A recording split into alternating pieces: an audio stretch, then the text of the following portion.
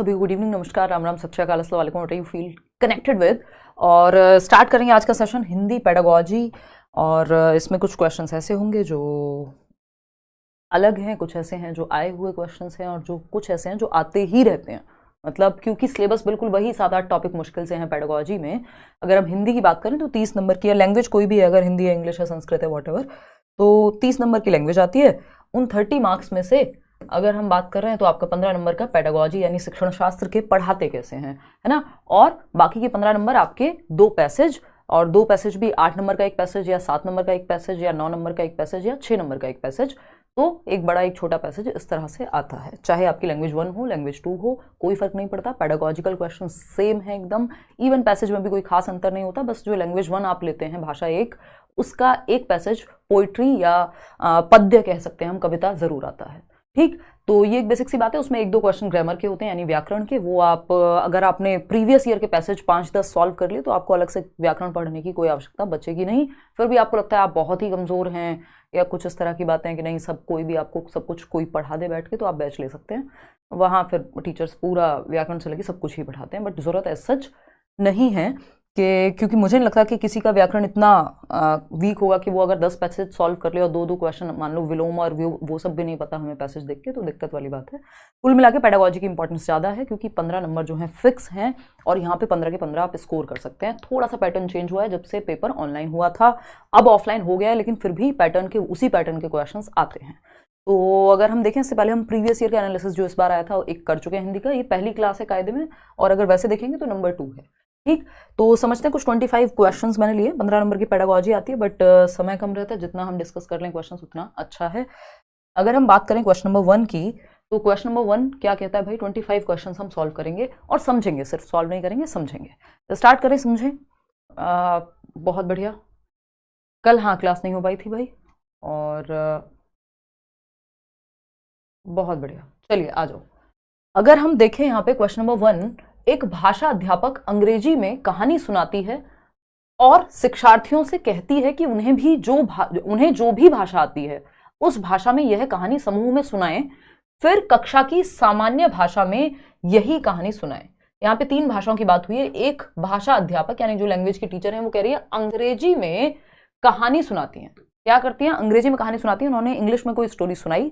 अब देख रहे हो, ये अंग्रेजी की बात हो रही है क्योंकि हिंदी और इंग्लिश की पेडागोजी सेम आ रही है ट्रांसलेशन में, तो इवन सभी लैंग्वेज की। तो आपको समझ में आना चाहिए, कॉन्सेप्ट सबका सेम है, सिलेबस सारी लैंग्वेज का सेम है अगर पेडागोजी का देखेंगे तो एक भाषा अध्यापक अंग्रेजी में कहानी सुनाती है यानी इंग्लिश में कहानी सुनाई, फिर बच्चों को कहा, शिक्षार्थियों को कहा कि उन्हें जो भी भाषा आती है यानी जो भी उनकी मदर टंग है, मातृभाषा है, सहजात भाषा है, जो भी उन्होंने घर से उठाई है भाषा यानी अर्जित की है, उसमें वो कहानी एक समूह में अपने ग्रुप को सुनाए।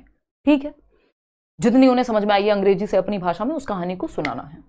उस भाषा में यह कहानी समूह में सुनाएंगे। फिर उसके बाद तीसरी भाषा आएगी, कक्षा की सामान्य भाषा में यही कहानी सुनाए। अब कक्षा की सामान्य भाषा यहाँ पे सिंपल है कि अंग्रेजी ही होगी, क्योंकि टीचर किस भाषा में बात करेगी, जो कक्षा की सामान्य भाषा है। ठीक है ना। तो यहाँ पे अलग भी हो सकती है, बट मल्टीपल लैंग्वेजेस का यूज हो रहा है यानी कई भाषाओं का प्रयोग हम कर रहे हैं और बच्चे की मातृभाषा का भी प्रयोग कर रहे हैं। इस शिक्षण शास्त्रीय युक्ति को यानी इस पेडागोजिकल टेक्निक को किस रूप में जाना जाता है? पहला ऑप्शन है बहुभाषा शिक्षण, यानी इसको मल्टीलिंगुअल टीचिंग कहेंगे। भाषा अर्जन यानी लैंग्वेज एक्विजिशन कहेंगे, यानी जैसे आप बड़े होते हैं और भाषा को आप अर्जित कर लेते हैं अपने परिवार से, बोलना सीख लेते हैं, मम्मी पानी दे दो, पहले तुतला के बोलते हैं या फिर सही बोलने लगते हैं, एक शब्द से 2 शब्द जोड़ के। परभाषा व्यवहार यानी ट्रांस लैंग्वेजिंग, या फिर बहुभाषा नीति यानी मल्टीपल लैंग्वेज पॉलिसी। फटाफट से बताओ। इससे मुझे एक क्वेश्चन याद आ रहा है, इस मल्टीपल लैंग्वेज पॉलिसी से, भारत में भाषा नीति को क्या कहा जाता है? इसके बाद मैं ये क्वेश्चन एक बार लिख दूंगी बोर्ड पे, मुझे बात करते करते याद आ गया। और ऐसा बहुत बार होता है जब हम नंबर ऑफ क्वेश्चंस हो सकता है हम लिमिटेड सॉल्व कर रहे हो, बट कॉन्सेप्ट्स हमारे बहुत सारे क्लियर हो ही जाते हैं। ठीक है, क्वेश्चन नंबर 1, 57% लोग फर्स्ट ऑप्शन दे रहे हैं, जो कि गलत है। कमाल कर दिया आपने, बिल्कुल बहुत ही बढ़िया, गजब कर दिए हो। देखो एक बार, ये गलत है। ये वैसे गलत नहीं पूरी तरह से, बट यहां पे ये गलत है क्योंकि अगर थर्ड ऑप्शन नहीं होता तो हम इसके साथ जा सकते थे। और बहुभाषा शिक्षण नहीं कहेंगे इसको, बहुभाषा तकनीक कह सकते हैं एक तरह से। खैर, अगर हम बात करें यहां पे, भाई बच्चे कई भाषाओं का प्रयोग कर रहे हैं। इंग्लिश में कहानी सुनाई गई, उन्होंने अपनी भाषा में बच्चों ने एक दूसरे को सुनाई, फिर कहा गया कि जो सामान्य भाषा है क्लास की, चाहे वो इंग्लिश हो या जो भी है, उसमें कहानी सुनाओ। तो कई भाषाओं का प्रयोग हो रहा है, बच्चे की मातृभाषा का भी प्रयोग हो रहा है। इस टेक्निक को परभाषा व्यवहार या अंग्रेजी में क्या कहते हैं, ट्रांसलैंग्वेजिंग। देखो ये इंग्लिश पेडागोजी से ही सब ट्रांसलेट हो के आजकल पेडागोजी के क्वेश्चन बनते हैं हिंदी के, तो इसलिए जिनको इंग्लिश के टर्म्स जरूर पता होने चाहिए आपको। ट्रांसलैंग्वेजिंग, ट्रांसलैंग्वेजेस, देखो ट्रांस मतलब ट्रांसफर हुआ है कहीं ना कहीं, तो एक लैंग्वेज से दूसरी लैंग्वेज में आप ट्रांसफर कर रहे हैं कुछ ना कुछ, तो परभाषा व्यवहार ट्रांसलैंग्वेजिंग कहेंगे, जिसमें आप फ्लूइडली, आसानी से एक भाषा से दूसरी भाषा की तरफ जा सकते हैं। ये बहुभाषा तकनीक की का एक पहलू है, एक एस्पेक्ट है मल्टीलिंगुअल टीचिंग का। अब यहां पे मल्टीलिंगुअल टीचिंग, ठीक है बहुभाषाएं तो यूज हो रही हैं, लेकिन आपको एग्जैक्ट टर्म बताना है। तो एग्जैक्ट टर्म अगर हमारे पास है, जो हमसे एग्जैक्टली पूछा गया है, तो हम उस पे जाएंगे ना डायरेक्ट, है ना। हम अगर हमसे कहा गया है 2 दूनी कितने होते हैं, तो हम सीधा 4 कहेंगे ना, हम ये नहीं कहेंगे 4 ऐसे बनता है, एक एक को 4 बार जोड़ते हैं तब 4 बनता है। यहां पे डायरेक्ट लिखा हुआ है उन्होंने 4, आप कह रहे हैं 1 + 1 + 1 + 1 + 1, है ना। लेकिन हमारे से रिक्वायरमेंट क्या है, वो है डायरेक्ट आप वो टर्म बताइए, क्या आपको वो डायरेक्ट टेक्निक पता है, तो वो है परभाषा व्यवहार। इस पे कई क्वेश्चंस इस बार भी पूछे गए हैं, 2022 में भी पूछे गए थे, इस पे मैं 1-2 क्वेश्चंस आज भी कराऊंगी। तो ये थर्ड है, भाषा अर्जन होता है जब आप भाषा को एनवायरमेंट से उठा लेते हैं, जैसे आपने अपनी मातृभाषा को अर्जित कर लिया, समेट लिया, आपको बोलना आ गया, इधर उधर से सुन के किताब की जरूरत नहीं पड़ी। बहुभाषा शिक्षण में आप कई भाषाओं का प्रयोग कर सकते हैं, तो उसी का एक पहलू है एक तरह से। बहुभाषिक नीति, यानी नीति की तो यहां बात नहीं हो रही, ये टेक्निक पूछी थी हमसे। पॉलिसी कौन सी है ये थोड़ी पूछा था। अब पॉलिसी से एक क्वेश्चन मुझे याद आ रहा है, पोल भी देना साथ में। मैं आपके सामने एक क्वेश्चन रखती हूं कि भारत की शिक्षा नीति, भाषा शिक्षा नीति कौन सी है भारत में पूछा जा चुका है पहले। भारत में भाषा नीति को, यानी लैंग्वेज पॉलिसी को क्या कहते हैं, बताना एक बार। भाषा नीति को क्या कहते हैं, सिंपल, सरल, सुंदर, सस्ता, टिकाऊ। तो हिंदी लिखने की प्रैक्टिस इतनी कम हो गई है ना over the period of time. Bharat में भाषा नीति को क्या कहते हैं या क्या नाम है, दिख पा रहा है यहां तक, कहते हैं, बताइएगा फटाफट से। 4 ऑप्शन अगेन, है ना। फर्स्ट ऑप्शन क्या हो सकता है, बहुभाषिता।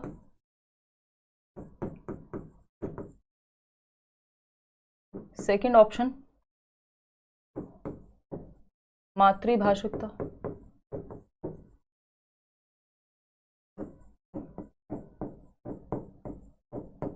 त्रिभाषा सूत्र, या फिर मानक भाषा। फटाफट से बताओ, 4 ऑप्शन है, फटाफट से बताओ, दिमाग थोड़ा एक्टिव होगा ना। थर्ड ऑप्शन, बहुत बढ़िया भाई। भारत की जो भाषा नीति है, जिसको हम लैंग्वेज पॉलिसी कहते हैं, वो हम जो फॉलो करते हैं स्कूल्स में, या एजुकेशन सिस्टम पूरा जो फॉलो करता है, वो है त्रिभाषा सूत्र, जिसको 3 लैंग्वेज फॉर्मूला कहते हैं। और ये 3 लैंग्वेज फॉर्मूला की बात कहाँ हुई है, एक क्वेश्चन इस पे भी आता ही है आजकल, पिछले 2-3 साल में अगर आप देखेंगे। ये 3 लैंग्वेज फॉर्मूला की बात आपका कोठारी आयोग की एक पॉलिसी थी 1964-66 वाली, और उसमें इसकी बात हुई है कि 3 भाषाएं आप पढ़ाइए, मदर टंग जो भी आपकी हिंदी या इंग्लिश में से कोई एक, और कोई भी एक मॉडर्न इंडियन लैंग्वेज। खैर इस पे हम आएंगे, अभी एक क्वेश्चन और आएगा इस तरह का। तो भारत की लैंग्वेज पॉलिसी को हम त्रिभाषा सूत्र कहते हैं, इसको ही हम ध्यान में रखते हैं। इस पे बवाल भी हुआ था साउथ में। क्वेश्चन नंबर 2 देखिएगा एक बार, ये क्या कहता है। क्वेश्चन नंबर 2 कहता है, कक्षा 7 की अध्यापिका यानी क्लास 7 की टीचर हैं, जो जोड़ियों में यानी पेयर्स में, जोड़ों में मतलब 2-2 के बच्चों का, मान लीजिए 30 बच्चे हैं, 15 पेयर बना दिए, 2-2 बच्चों का एक पेयर, ठीक है ना।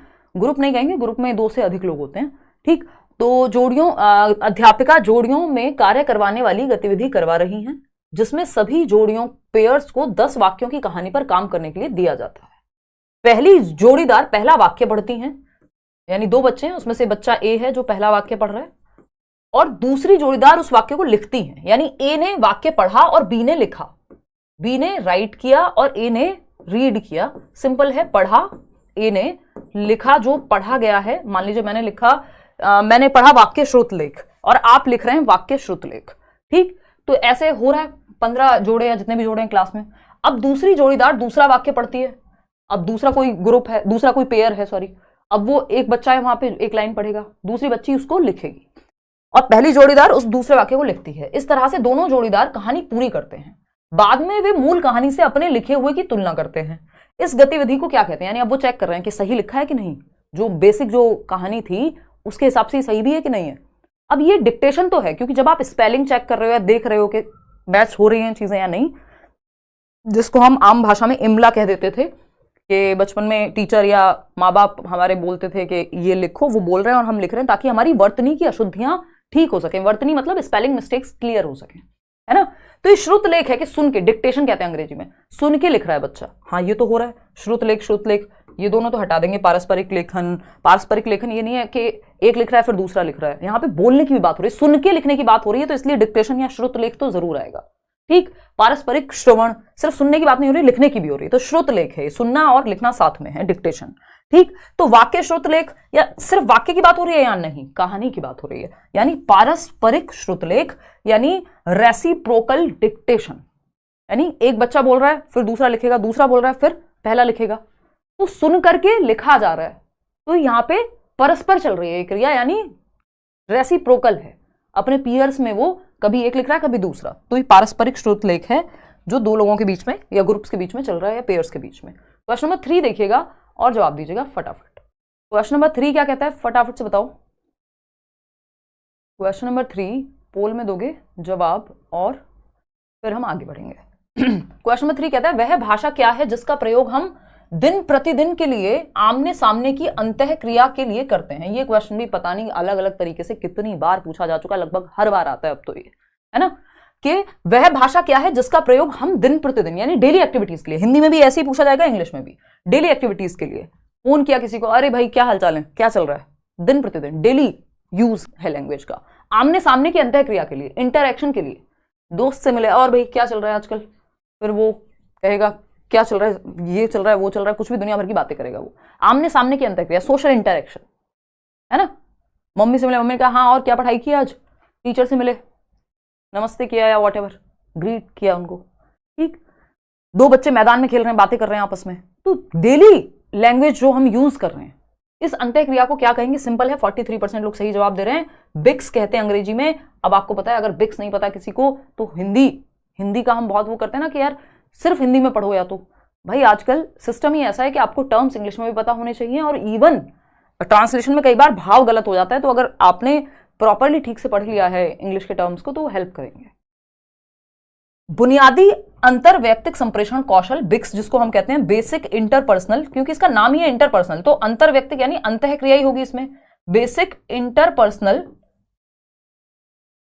कम्युनिकेशन स्किल्स, यानी वो स्किल्स जो हम इंटरपर्सनल कम्युनिकेशन में एक दूसरे से बातचीत में यूज कर रहे हैं, फोन पे बात करना, सामने बात करना, अपनी बात को कहना, दूसरे की बात को समझना, ये बेसिक इंटरपर्सनल कम्युनिकेटिव स्किल्स जो हैं बिक्स कहलाती हैं, जिसमें बातचीत की बात आएगी। इसका ऑपोजिट हो जाता है कैल्प, यानी एग्जैक्ट ऑपोजिट नहीं बट इससे डिफरेंट है, संज्ञानात्मक अकादमिक भाषा निपुणता, यानी कॉग्निटिव एकेडमिक लैंग्वेज प्रोफिशिएंसी। यानी जब आप भाषा का इस्तेमाल डेली नहीं, जो ज्ञान के सृजन के लिए कर रहे हैं, जिसमें आप एकेडमिक सब्जेक्ट पढ़ रहे हैं, प्रोफिशिएंसी आपकी उस पे है, तो वो कॉग्निटिव, आपके जो ये हिंदी में अगर कहें तो संज्ञानात्मक अकादमिक भाषा निपुणता, कि आपकी उतनी पकड़ है कि आप किसी सब्जेक्ट को पढ़ के समझ पा रहे हैं, है ना।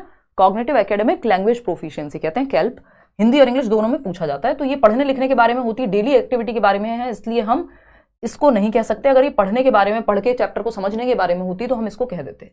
अंतरवैयक्तिक भाषा निपुणता, संप्रेषणात्मक भाषा कौशल, ये देखने में अच्छा लग रहा है, लेकिन हमारे पास एग्जैक्ट टर्म जब है तो हम इसके साथ क्यों जाएंगे, है ना। एक को 4 बार जोड़ के क्यों दिखाएंगे जब 2 दूनी 4 डायरेक्ट लिखा हुआ है। 4 देखिए क्वेश्चन नंबर, ये क्या कहता है भाई? क्वेश्चन नंबर 4 कहता है मिडिल स्तर पर अध्यापन करने वाली अध्यापक एक पाठ्य सामग्री, मिडिल स्तर पर मतलब बोले तो कक्षा 6 से 8 के बीच में, है ना। आपका पेपर 1 हो, पेपर 2 हो, लैंग्वेज 1 हो, लैंग्वेज 2 हो, कोई फर्क नहीं पड़ता। अगर आप इस तरह के जितने भी सेशंस हम लोग डिस्कस करेंगे कर लेते हैं, आपकी प्रॉब्लम सॉल्व है, क्योंकि उन्हीं टॉपिक से क्वेश्चन बार बार सामने आएंगे, सिलेबस लिमिटेड है लैंग्वेज का।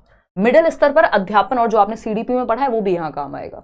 तो मिडिल स्तर पर अध्यापन करने वाले अध्यापक एक पाठ्य सामग्री यानी छोटी कहानी पठन के लिए देती है। एक छोटी सी स्टोरी दी कि पढ़ो 6 to 8 के बच्चों के लिए, और कहती है कि सत्ता एवं न्याय के दृष्टिकोण से, सत्ता एवं न्याय के दृष्टिकोण से, यानी जस्टिस के, पावर के, इन सबके व्यू पॉइंट से इस पाठ्य सामग्री के अर्थ वह विचारों पर चर्चा करो कि ये पाठ्य सामग्री कहना क्या चाहती है। कोई न्यूज आर्टिकल दे दिया, कोई स्टोरी दे दी और कहा गया कि जस्टिस हो रहा है क्या इसमें। वो कौन सी कहानी होती थी जो बचपन में नहीं होती थी, दो बैल थे और एक वो बैल प्रेमचंद की आई थिंक कोई कहानी है, ठीक। तो अब उसमें आप सोचते हो कि यार इसने, इसके दोस्त ने सही किया कि गलत किया, है ना। आपको सोचने के लिए कहा जा रहा है, दिमाग पे जोर डालेंगे अब आप, है ना। क्या जस्टिस हुआ। अध्यापक अपने शिक्षार्थियों में किसका विकास करने की चेष्टा कर रही है। बताओ किस चीज का विकास, कौन सी कहानी थी, बताओ जल्दी, है राहुल।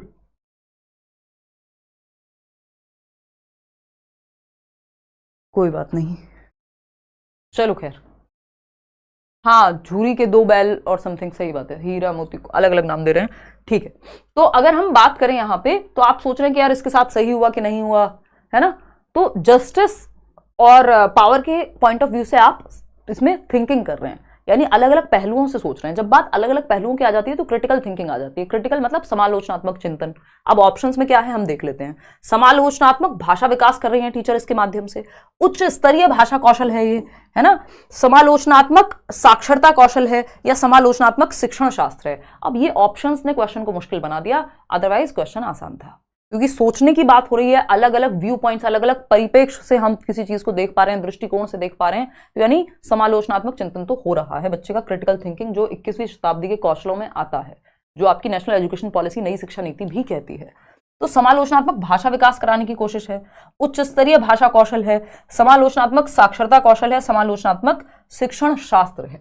किसका विकास करने की बात कर रहे हैं। देखो अगर आप देखेंगे तो ये एक टर्म है, एग्जैक्ट टर्म है। अब ये टर्म वाला क्वेश्चन हो जाता है, कुछ क्वेश्चंस ऐसे होते हैं जिनका फैक्चुअल आंसर होगा।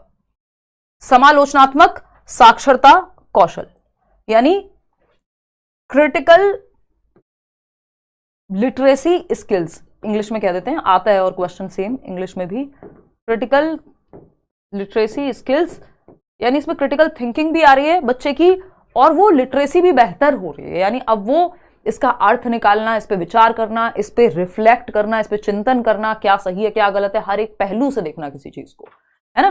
तो ये स्किल्स में अपने आप भाषा विकास हो जाएगा, कौशल इसके अंदर होंगे बच्चे में, तभी वो इस समालोचनात्मक चिंतन कर पाएगा, क्योंकि उसके अंदर वो भाषा कौशल हैं। ठीक, समालोचनात्मक शिक्षण शास्त्र, ये पेडागोजी थोड़ी है कि उसको बच्चे को थोड़ी पढ़ाना सीखना है यहाँ पे, उसका तो सिंपल साक्षरता कौशल है कि वो लिटरेसी सीख रहा है, साक्षर हो रहा है इस चीज में कि अलग अलग व्यू पॉइंट से कैसे किसी चीज को देख पाते हैं। तो समालोचनात्मक साक्षरता कौशल इसको हम कहते हैं। आगे बढ़ेंगे क्वेश्चन नंबर 5 पे। क्या कहता है क्वेश्चन नंबर 5, फटाफट से देखेंगे और समझेंगे, जवाब देंगे।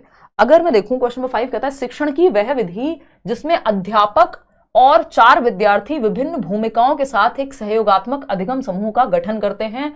पाठ्य वस्तु की विषय वस्तु पर संवाद किया जाता है, जिससे समीपस्थ विकास का क्षेत्र यानी वो प्रॉक्सिमो डिस्टल जो दायरा है, अब आपने जो भी पेडागोजी में पढ़ा है वो बहुत काम का हो जाता है यहाँ पे, कि जहां तक संभावना है कि आपका विकास हो सकता है, जो वाइगॉस्की की बात होती है, और परिणामतः पठन बोध में सुधार हो जाता है। इस विधि को क्या कहते हैं। यानी अध्यापक और विद्यार्थी दोनों साथ में कर रहे हैं किसी काम को, जहां जरूरत पड़ रही है टीचर से पूछ रहे हैं, टीचर अपने विचार बता रहे हैं किसी एक पाठ को लेके, बच्चे अपने विचार, यानी चर्चा परिचर्चा हो रही है। यानी सहयोगात्मक अधिगम समूह यानी कोऑपरेटिव एक ग्रुप बना हुआ है जहां कोलैबोरेट करके साथ में टीचर बच्चे से, बच्चे टीचर से, सब मिलकर के सीख रहे हैं। इसको रेसिप्रोकल टीचिंग कहते हैं अंग्रेजी में, और हिंदी में पारस्परिक शिक्षण कहेंगे, और ये रीडिंग में बहुत काम आता है।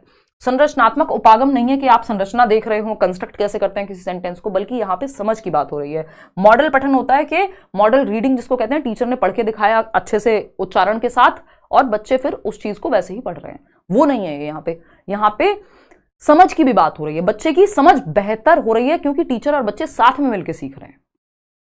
मोर नॉलेजेबल अदर, समीपस्थ दूरस्थ विकास, जो आपका मान लीजिए आप खुद से यहां तक जा सकते थे लेकिन टीचर के सहयोग से आप यहां तक पहुंच जाएंगे अब, ठीक है ना। तो पारस्परिक शिक्षण यानी रेसिप्रोकल टीचिंग, बच्चे टीचर से सीख रहे हैं, टीचर बच्चे से, सब आपस में जहां जिसको जरूरत पड़ रही है अपने विचार प्रस्तुत कर रहे हैं, परस्पर शिक्षण हो रहा है। आगे बढ़ेंगे, क्वेश्चन नंबर 6 देखिएगा, उपचारात्मक शिक्षण किसके लिए है। ये क्वेश्चन आता रहा है, आता रहेगा। उपचारात्मक शिक्षण जिसको इंग्लिश में डायग्नोस्टिक टीचिंग कहते हैं, डायग्नोस्टिक टीचिंग कहते हैं, डायग्नोस्टिक एंड रेमेडियल टीचिंग कहते हैं हम इसको, है ना, रेमेडियल, ये वर्ड्स याद होना जरूरी है। देखिएगा तो अगर उपचारात्मक शिक्षण किसके लिए है, तो उन शिक्षार्थियों और अध्यापकों के लिए जिन्हें अपने शिक्षण अधिगम युक्तियों को समझने और बदलने और सुधार लाने की जरूरत है, उनके लिए उपचारात्मक शिक्षण होना चाहिए। उन शिक्षार्थियों और अध्यापकों के लिए जो भाषा की परीक्षा में अधिक अंक लाना चाहते हैं, देखो अंक लाना कभी भी पर्पस होता ही नहीं है पेडागोजी में, ठीक। बच्चे का भला अंक से नहीं, समझ से होगा, अंक अपने आप आ जाएंगे। एक्सेलेंस के पीछे भागो, सक्सेस झक मार के पीछे आएगी। याद कीजिए 3 इडियट्स, यही पेडागोजी का पूरा सिद्धांत है, ठीक। थर्ड ऑप्शन है उन शिक्षार्थियों के लिए जिन्हें भाषा अधिगम के कुछ आयामों पर ध्यान देने की आवश्यकता है, यानी कुछ ही आयामों पे, बट कौन से आयाम, जहां कठिनाई हो। तो ऐसा नहीं है कोई भी रैंडम कुछ आयाम, कौन से कुछ आयाम, जहां कठिनाई हो वहीं तो उपचार दिया जाएगा, जहां बीमारी तो हो कोई। अगर कुछ है ही नहीं दिक्कत तो डॉक्टर जबरदस्ती थोड़ी मुझे दवाइयां दे देगा, ठीक है ना। अगर हम देखें उन अध्यापकों के लिए जिन्हें भाषा सीखने वाले कुछ शिक्षार्थियों के लिए अपने शिक्षण में सुधार की जरूरत है, यानी उन टीचर्स के लिए, सिर्फ टीचर्स के लिए है ये नहीं भाई, टीचर और स्टूडेंट दोनों के लिए है। कि टीचर के लिए क्या कैसे सही है, बच्चे के लिए कि उसको कठिनाई कहां है, वो किस चैप्टर में किस जगह पे अटकता है, कहां दिक्कत है, तो उसको सुधार लाइए आप, तो वो उपचारात्मक शिक्षण में आएगा। दोबारा पढ़ाइए, नए तरीके से पढ़ाइए। टीचर के लिए कि टीचर का जो टीचिंग मेथड है उसमें दिक्कत कहां है, उसको अपनी टीचिंग में इंप्रूवमेंट की कहां जरूरत है ना। ऐसा थोड़ी कि टीचर को कोई जरूरत ही नहीं है चेंज की। तो उन शिक्षार्थियों और अध्यापकों के लिए, यानी टीचर के लिए भी और स्टूडेंट्स के लिए भी, जिन्हें अपने शिक्षण अधिगम में जो टीचिंग लर्निंग प्रोसेस है, उनकी टेक्निक्स हैं, मेथड्स हैं, उनमें बदलाव और सुधार लाने की जरूरत है।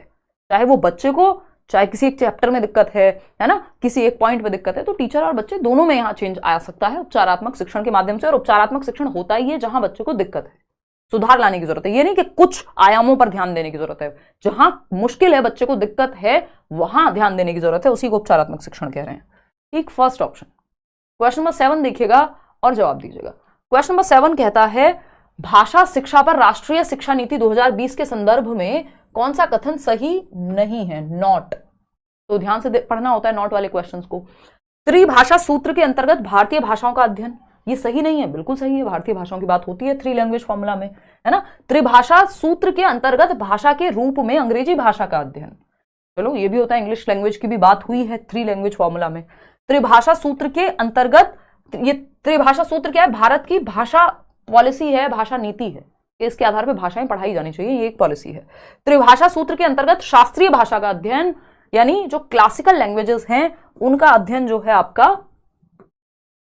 क्लासिकल लैंग्वेजेस का अध्ययन त्रिभाषा सूत्र में, ये बात कही गई है, बताओ एक बार। नेशनल एजुकेशन पॉलिसी कह रही है, हाँ नेशनल एजुकेशन पॉलिसी कह रही है शास्त्रीय भाषाओं के बारे में, बट त्रिभाषा सूत्र के माध्यम से नहीं कह रही है।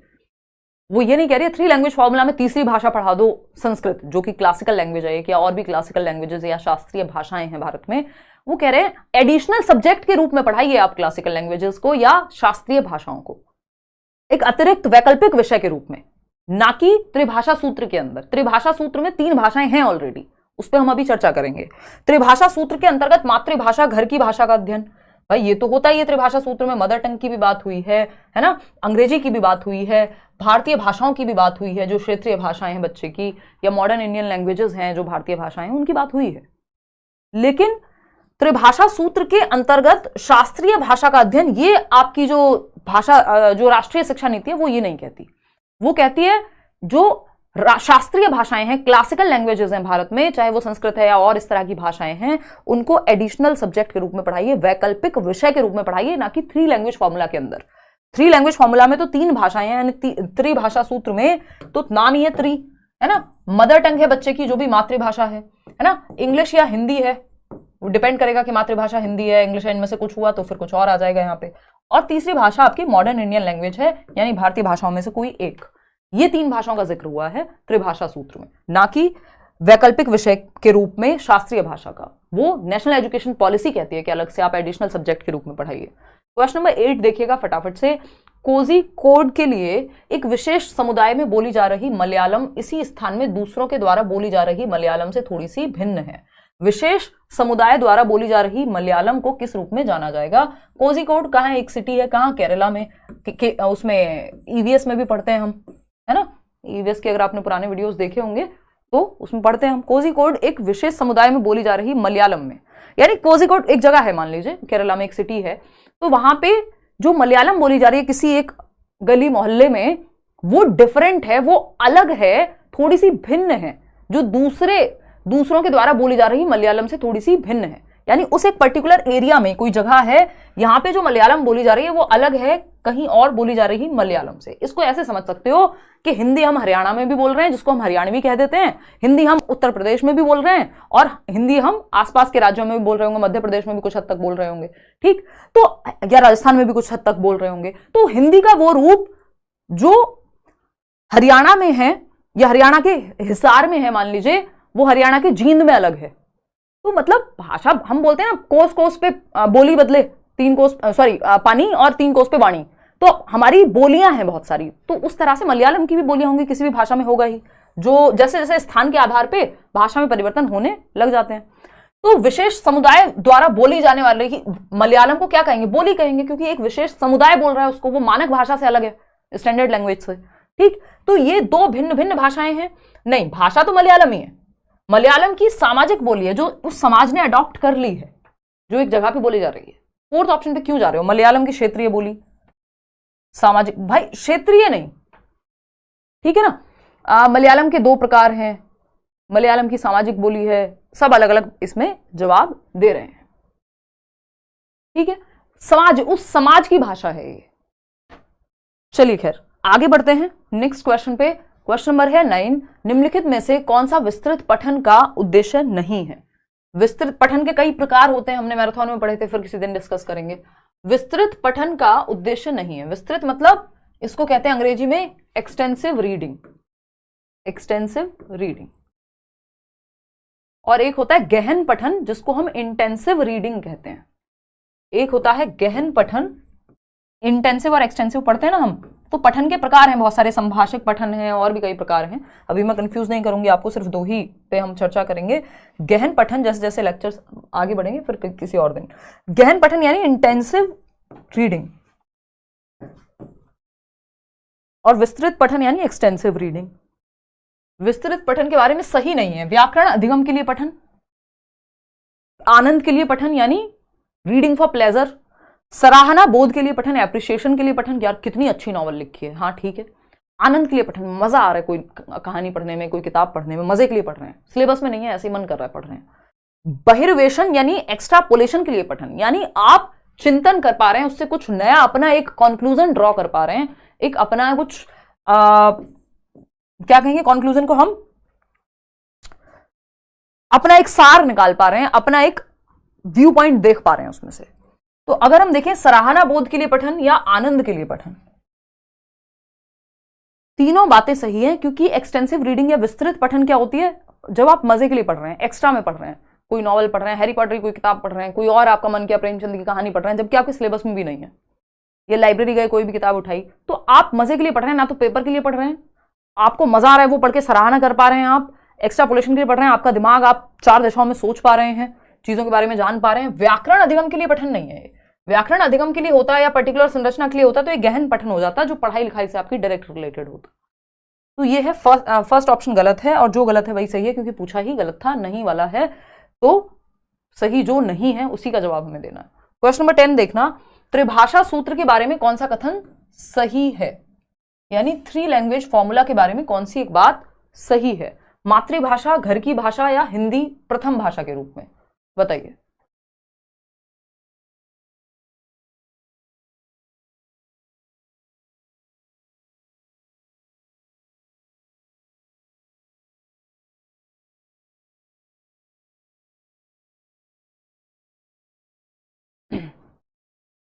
देखना एक बार, त्रिभाषा सूत्र के बारे में कौन सा कथन सही नहीं है, फटाफट से बताओ। मातृभाषा, घर की भाषा यानी मदर टंग, आपकी होम लैंग्वेज, बात एक ही है। हिंदी प्रथम भाषा के रूप में, तो घर की भाषा या मातृभाषा हमेशा हिंदी ही होगी, ये कैसे मान लें हम। मातृभाषा सही क्या है वो पूछा है, तो ये तो सही नहीं है। मातृभाषा, घर की भाषा, अंग्रेजी प्रथम भाषा के रूप में, भाई प्रथम भाषा के रूप में थोड़ी हो जाएगी, ये मातृभाषा थोड़ी है सबकी, हिंदी अंग्रेजी पूरे भारत में, किसी की पंजाबी होगी, किसी की मलयालम होगी, किसी की कोई और होगी। मातृभाषा ठीक है, घर की भाषा ठीक है, क्षेत्रीय भाषा प्रथम भाषा के रूप में, हाँ जो क्षेत्रीय भाषा होगी वो आपकी फर्स्ट लैंग्वेज हो सकती है, क्योंकि वही मदर टंग होगी होपफुली, और वही आपकी घर की भाषा भी होगी जो उस क्षेत्र में बोली जा रही होगी। अंग्रेजी, हिंदी घर की भाषा, स्थानीय भाषा प्रथम भाषा के रूप में। अंग्रेजी थोप नहीं सकते हम, सबसे पहले मातृभाषा, तो थर्ड ऑप्शन ही है सबसे पहले मदर टंग, मातृभाषा में शिक्षा दीजिए आप। जो भी मीडियम है, भाषा का माध्यम है, पढ़ाने का जो माध्यम है वो मातृभाषा होनी चाहिए, बच्चे की घर की भाषा होनी चाहिए, और उसको हम क्षेत्रीय भाषा भी कह सकते हैं, प्रथम भाषा के रूप में। ये सेम ही बात है, या सहजात भाषा भी यहाँ लिखा हो सकता था। तो घर की भाषा, मातृभाषा, क्षेत्रीय भाषा, ये सब एक ही है, इनको प्रथम भाषा के रूप में पढ़ाया जाना चाहिए। फिर जाके इंग्लिश हिंदी की बात होगी, और फिर उसके बाद मॉडर्न इंडियन लैंग्वेज, कोई तीसरी भाषा की बात होगी। ठीक है जी, चलिए खैर आगे बढ़ते हैं, समझते हैं कहानी क्या है। क्वेश्चन नंबर 11 देखिएगा, ये क्या कहता है भाई क्वेश्चन नंबर 11, निम्नलिखित में से कौन सी विधि भाषा अधिगम के लिए ड्रिल और भाषा के औपचारिक गुणधर्म में निपुणता को आवश्यक रूप की तरह अनुशंसा करती है। यानी फॉर्मल लैंग्वेज आप सीख जाएं, जो अलग अलग सिचुएशन में आप यूज कर सकें, फॉर्मली, ऑफिस में, कहीं जहां भी आप कोई काम कर रहे हैं उधर, है ना। बताइएगा एक बार, ये लोग कितना कंफ्यूजिंग पेपर बनाते हैं। हाँ, क्योंकि सिलेबस नहीं बदला ना इतने साल से, तो अब कुछ तो क्वेश्चन ही नहीं बना लेंगे कम से कम। ठीक है, निम्नलिखित में से कौन सी विधि भाषा अधिगम के लिए ड्रिल और भाषा के औपचारिक गुणधर्म में, ड्रिल का मतलब होता है बार बार प्रैक्टिस हो रही है। अब आप इसमें गलत फंस जा रहे हैं, क्योंकि 53% लोग फोर्थ ऑप्शन कह रहे हैं, जो कि गलत है। यहां पे समझना होगा हमें कौन सी बात हो रही है, औपचारिक गुणधर्म में निपुणता। यानी आप फॉर्मली, अगर ऑफिस में किसी से बात करनी है या कहीं पे थोड़ी बहुत बात आपको औपचारिक रूप से फॉर्मली करनी पड़ जाए तो आप कर लेंगे। इसमें बार बार आपको अभ्यास करा दिया गया। ड्रिल का मतलब ये अभ्यास, और जहां ड्रिल आता है इसको हम बहुत पॉजिटिव नहीं मानते, ये व्यवहारवादी प्रिंसिपल्स पे आधारित है कि इतना अभ्यास करा दो, एक तरह से रट्टा ही लगवा दो, ठीक है ना। लेकिन भाषा में इसको हम यूज कर लेते हैं, कहीं कहीं एक मेथड है, मैं मेथड बता दूंगी, इसको आर्मी मेथड कहते हैं, जो कि यहाँ लिखा नहीं है। आप लोग 45% लोग गलत जवाब दे रहे हैं, जो कि आप फोर्थ कह रहे हैं, है ना। इसको हम कहते हैं श्रव्य भाषावाद या ऑडियो लिंगुअल मेथड कह देते हैं। ये आर्मी मेथड भी कहा जाता है, क्योंकि इसमें ये हुआ था इसीलिए इजाद के अलग अलग देशों में, मान लीजिए आर्मी है तो वो कुछ वर्ड्स आप दूसरी भाषा की सीख ले रहे हैं जिस जगह पे आप जा रहे हैं, ताकि उसको फॉर्मली यूज किया जा सके नॉर्मल कम्युनिकेशन में। इतनी बार रिपीट किया है तो इससे बोलने और सुनने की क्षमता आपकी ठीक हो जाती है उस भाषा की। बाकी रट्टाफिकेशन ही है, क्योंकि इतनी ज्यादा प्रैक्टिस हुई है उस चीज की, सुन करके आप, क्योंकि भाषा के कुछ स्ट्रक्चर्स आपने सीख लिए हैं जो बेसिक जरूरी है ना, yes sir no sir type. खैर, व्याकरण अनुवाद विधि में तो आप मातृभाषा को क्या करते हैं, कन्वर्ट करते हैं, कि हिंदी से इंग्लिश में कन्वर्ट किया या ट्रांसलेट किया, अनुवाद किया अगर हम कहें तो ग्रामर ट्रांसलेशन मेथड कहते हैं इसको। सबसे पुरानी विधि माना जाता है, ट्रेडिशनल विधि यानी पारंपरिक विधि भी कहते हैं भाषा सिखाने की। कुल भौतिक प्रतिक्रिया होती है TPR, टोटल फिजिकल रिस्पॉन्स, है ना। एक मछली पानी में गई छपैक, तो बच्चे भी कर रहे हैं, एक मछली पानी में गई छपैक, ये क्या है, भौतिक प्रतिक्रिया यानी फिजिकल रिस्पॉन्स दे रहे हैं बच्चे। ठीक, संप्रेषणात्मक भाषा शिक्षण यानी कम्युनिकेटिव लैंग्वेज टीचिंग होती है, उसमें फॉर्मल नहीं है, औपचारिक गुणधर्म में निपुणता नहीं होती भाई। कम्युनिकेशन में तो आप अनौपचारिक, इनफॉर्मल, जैसे आप घर में बात कर रहे हैं वैसे भी बात करते हैं। कम्युनिकेशन तो किसी भी प्रकार की हो सकती है, सिर्फ औपचारिक नहीं होगी। तो ये तो अच्छा मेथड है, लेकिन ये श्रव्य भाषावाद या ऑडियो लिंगुअल जो मेथड है, ये आपका स्ट्रक्चर पे बेस्ड होता है, जो औपचारिक परिस्थितियों में आपके काम आ जाए, उतने आप निपुण हो जाएं, है ना, बार बार प्रैक्टिस के माध्यम से। इसमें बहुत अच्छी कम्युनिकेशन, बहुत मन के भाव नहीं प्रकट कर रहे हैं आप, बेसिक कुछ परिस्थितियों में आप वो भाषा बोलना सीख जाएं बस,